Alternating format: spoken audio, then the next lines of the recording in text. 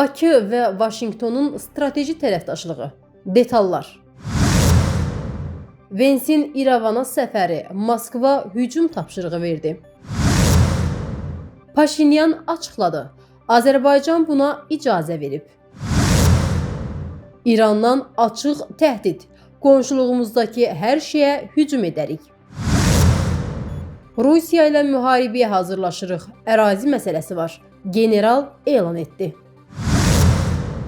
Pensiyalar yeni artımla nə vaxt ödənəcək? Rəsmi.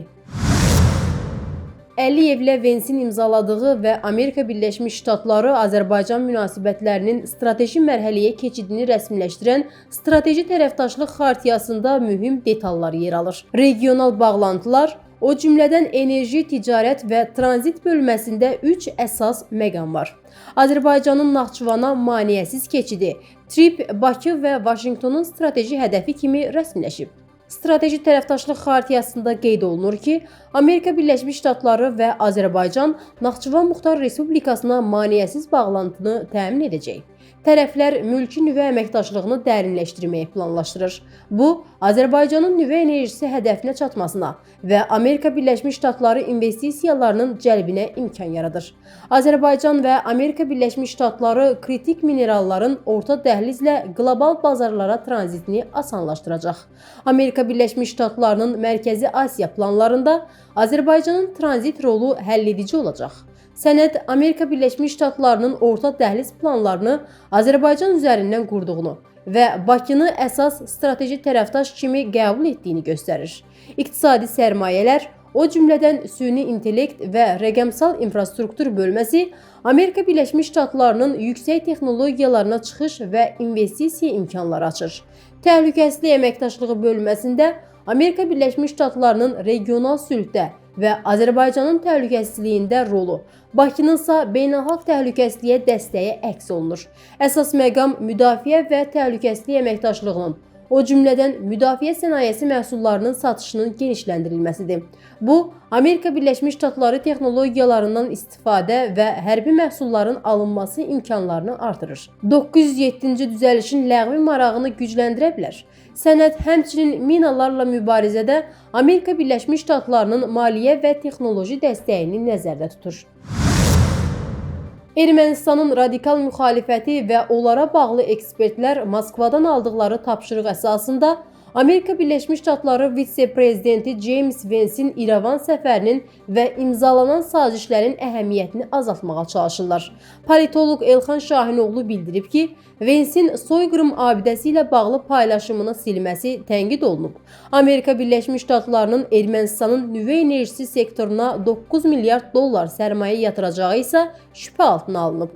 Onun sözlərinə görə Paşinyanla imzalanan saziş Rusiyadan enerji asılılığını azaltmağa yönəlib.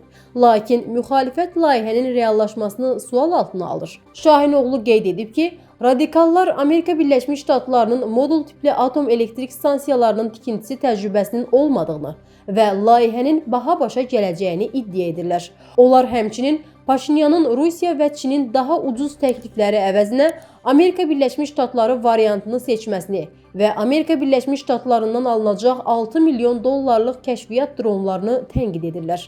Politoloqun fikrincə, Vensin səfəri parlament seçkiləri ərəfəsində Paşinyanın mövqelərini gücləndirir. Amerika Birləşmiş Ştatlarının inşa edəcəyi modul tipli atom elektrik stansiyaları Rusiyanın idarə etdiyi Metsamor atom elektrik stansiyasını tədricən əvəz edəcək. Amerika Birləşmiş Ştatlarının satacağı kəşfiyyat xarakterli pilotsuz aparatlara gəlincə, Azərbaycanla sülh prosesi davam etdiyinə görə İrəvanın hücum dronlarına ehtiyacı olmamalıdır. Azərbaycan öz ərazisi vasitəsilə Ermənistan məhsullarının 3-cü ölkələrə ixracına icazə verib. Bunu Ermənistanın baş naziri Nikol Paşinyan ictimai televiziyaya müsahibəsində deyib. O bildirib ki, Azərbaycandan Ermənistana dəmir yolu xidməti maneəsiz fəaliyyət göstərir və eyni zamanda Ermənistanın Azərbaycan üzərindən digər ölkələrə dəmir yolu xətti də açıqdır.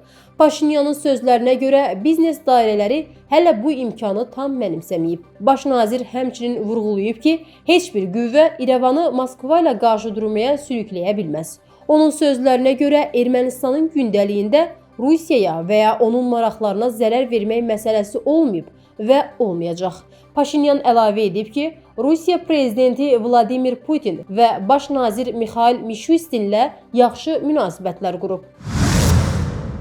Amerika qüvvələri İran ərazisinə müdaxilə edərsə, Tehran yaxınlıqdakı bütün Amerika Birləşmiş Ştatları obyektlərinə hücum edəcək.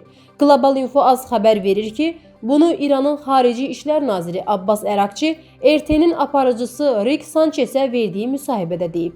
Diplomat danışıqların tərəfdarı olduğunu bildirib. Belə bir şey olarsa, biz onların obyektlərinə və aktivlərinə, qonşuluğumuzdakı hər şeyə hücum edərdik. İran və silahlı qüvvələrimiz istənilən inkişafa tam hazırdır. Lakin fikir ayrılıqlarını diplomatiya yolu ilə həll etmək daha məqsədə uyğundur.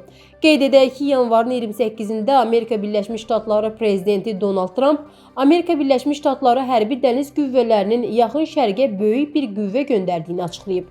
O, İran hökumətinin müqaviləni imzalamaqdan imtina edəcəyi təqdirdə Tehranı mümkün güc tətbiqi ilə bağlı xəbərdar edib. Norveç öz ərazisinin bir hissəsinin Rusiya tərəfindən ələ keçirilməsi ssenarisini istisna etmir. Bu, Moskvanın uzaq şimaldakı nüvə aktivlərini qorumaq məqsədi daşıya bilər. Global Info Az xəbər verir ki, bunu Norveç Silahlı Qüvvələrinin baş komandanı General Eirik Kristoffersen deyib. Biz Rusiyanın öz nüvə potensialını qorumaq planının bir hissəsi kimi ərazi işğalını istisna etmirik. Bu, onların əlində qalan və həqiqətən də Amerika Birləşmiş Ştatlarına təhlükə yaradan yeganə amildir. Kristoffersen vurğulayıb. General qeyd edib ki, Rusiyanın nüvə arsenalının əhəmiyyətli hissəsi Norveç sərhədinə yaxın yerləşən Kola yarımadasında cəmləşib. Söhbət xüsusilə nüvə sualtı qayıqlarından, raket komplekslərindən və nüvə silahı daşımaq qabiliyyətinə malik təyyarələrdən gedir.